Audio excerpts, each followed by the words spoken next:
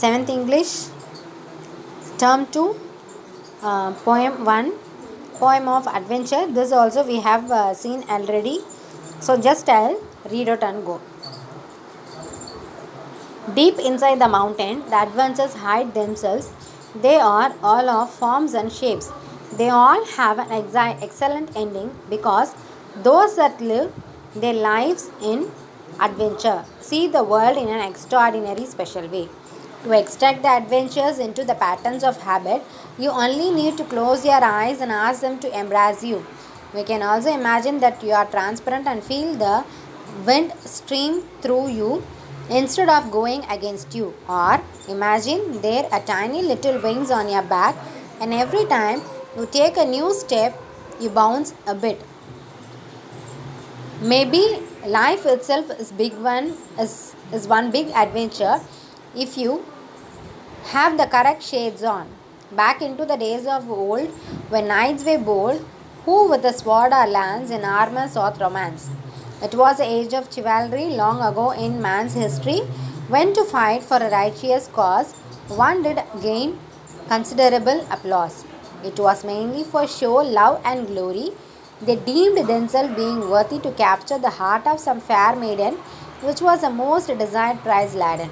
Oh, they would strike heavy blows on all of their opponents and foes in a one-to-one combat, defying fee.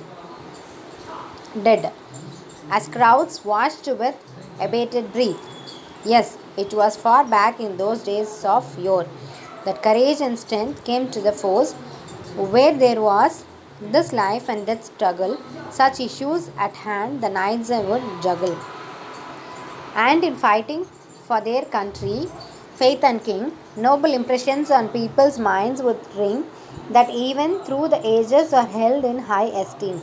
Though knights in shining armor do now all seems, there are many legends based on their heroic exploits, a legacy of tales which have been told with much adroit, highlighting aspects of human wisdom related to virtue and vice, and the lessons to be learnt are those of goodness and sacrifice.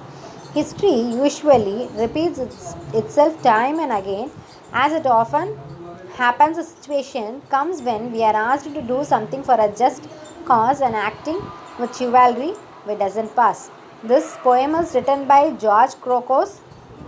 So about the poet, we can see here about the poet. George Crocos was born on 30th June 1951 in Samos, Greece, and now lives in Melbourne, Australia.